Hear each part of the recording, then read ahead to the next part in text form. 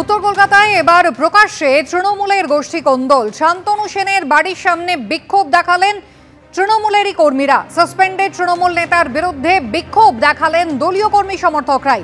শান্তনু সেনের উপস্থিতিতে তৃণমূল কর্মীকে মারধরের অভিযোগ শান্তনু সেনের স্ত্রী তৃণমূল কাউন্সিলর কাকলি সেনের বিরুদ্ধে। পাল্টা সিঁথি থানায় অভিযোগ দায়ের করেছেন শান্তনু সেন।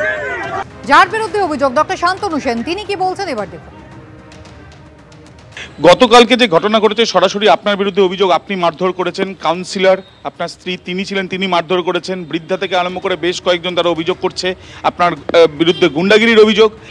গতকালে অনেক রাতে কি ঘটনা ঘটেছে সেই বিষয়ে আমি লিখিতভাবে পুলিশ প্রশাসনকে জানিয়েছি।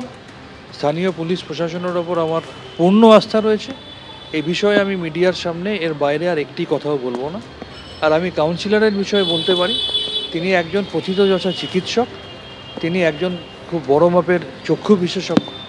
তিনি কি করতে পারেন না পারেন সেই ব্যাপারে এলাকার মানুষের যথেষ্ট সম্যক ধারণা রয়েছে। এখানেই একটা প্রশ্ন, আমরা কথা বলেছিলাম অতীন ঘোষের সঙ্গে, বিধায়ক, তিনি যেটা জানাচ্ছেন যে গতকাল আপনি যেটা করেছেন সেটাকে এক প্রকার গুন্ডাগিরি বলে এবং পুলিশকে সঙ্গে নিয়ে আপনি এই জিনিস ঘটিয়েছেন। পুলিশের বিরুদ্ধেও পক্ষপাত নেওয়ার একটা অভিযোগও কিন্তু তিনি তুলছেন। দেখুন, কে কি বলছেন সেটা তার ব্যক্তিগত ব্যাপার। প্রত্যেকে তো বিধায়ক, কে কি, তিনি আমারও বিধায়ক, তার ইলেকশনে আমিও প্রাণপাত করে কাজ করেছি। কে কি বলছেন সেটা তার ব্যক্তিগত রুচির ব্যাপার, তার প্রত্যুত্তরে কিছু বলতে আমি বাধ্য নই। তবে একটা কথা বলবো, যে জায়গায় আপনি দাঁড়িয়ে আছেন বা যে জায়গায় গতকাল রাতে এই ঘটনাগুলো ঘটেছে তার চারিদিকে অনেক সিসিটিভি ফুটেজ পাওয়া যাবে। সমস্ত জায়গাটা সিসিটিভি রয়েছে।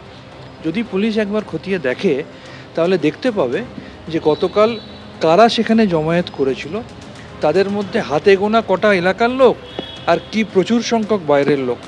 তাদের মধ্যে সেই মানুষগুলোকেও চিহ্নিত করা যাবে যারা 7ই এপ্রিলে 7 ট্যাঙ্কসের মোড়ে বহিরাগত গুন্ডাদের সাথে করে নিয়ে এসে স্থানীয় মহিলা কাউন্সিলরকে নিগ্রহ করেছিল। বিভিন্ন জায়গা আপনি নিয়ে নিচ্ছেন বা সেখান থেকে আপনার কমিশন থেকে স্কোয়ার ফুট হিসাবে, এমনটাও কিন্তু বক্তব্য। আপনাকে স্কোয়ার ফুট নাম দিচ্ছেন, ওখানে অনেকেই বলছে যে আপনার নাম অন্য স্কোয়ার ফুট। এই ধরনের মারাত্মক অভিযোগ আপনার বিরুদ্ধে করা হচ্ছে। দেখুন, আপনি তো একটা সহজ অঙ্ক মিলিয়ে নিতে পারেন। যে অভিযোগটা বিজেপি বা সিপিএম আমার বিরুদ্ধে করে, সেই অভিযোগটা যদি আমার দলেরই কারোর মুখ থেকে আপনি শোনেন তাহলে কার সাথে কার আতাত আছে সেটা বোঝা যাবে। আর আমি এ ব্যাপারে একদম দায়িত্ব নিয়ে আপনাকে বলি, আজ থেকে বেশ কিছু বছর আগে 2019 সালে কোনো একজন জনৈক স্থানীয় ব্যবসাদার বিজেপি এবং সিপিএমের প্ররোচনায়, এবং হয়তো আমাদেরও কারোর মদত ছিল বলে আমি পরে জানতে পেরেছি, আমার বিরুদ্ধে একটা অভিযোগ এনেছিল। আমি সেই অভিযোগের ভিত্তিতে শিয়ালদা কোর্টে ক্রিমিনাল ডিফেমেশন এবং হাইকোর্টে সিভিল ডিফেমেশন করেছি। 10 কোটি টাকার মানহানির মামলা এখনও চলছে। তারপর সেই জনৈক ব্যক্তি নিজে তার পরিবারের লোকজনের মাধ্যমে, বিভিন্ন স্থানীয় লোকজনের মাধ্যমে বারবার আমার কাছে ক্ষমা চাওয়ার চেষ্টা করেছেন। আমি তাদেরকে একটাই কথাই বলেছি, আমি আদালতের ওপর ভরসা করি এবং আমি যেটুকু জানি এই দীর্ঘ 6 বছরে আজ পর্যন্ত আদালতে তারা একটি কাগজও জমা দিতে পারেনি।